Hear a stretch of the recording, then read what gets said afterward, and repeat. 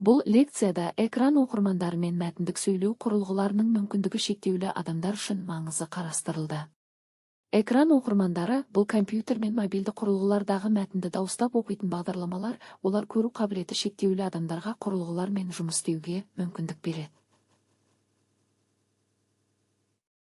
Бұл технология пернетақта командаларын қолдана отырып, экрандағы мәтін мен графикалық элементтерді тануға көмектеседі.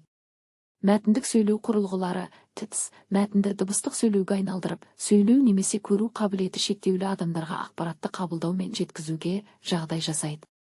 Бұл технологиялар білім беру, денсаулық сақтау және кәсіби ортада кеңінен қолданылады. Мысалы, JAWS, NLD, VoiceOver және TalkBack сияқты экран оқырмандарының танымал түрлері бар.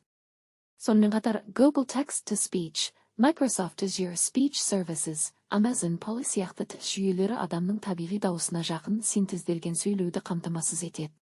Бұл құралдар ерекше қажеттіліктері бар адамдардың қоғаммен толыққанды қарым-қатынас жасауына және инклюзивті орта қалыптастыруға ықпал етеді.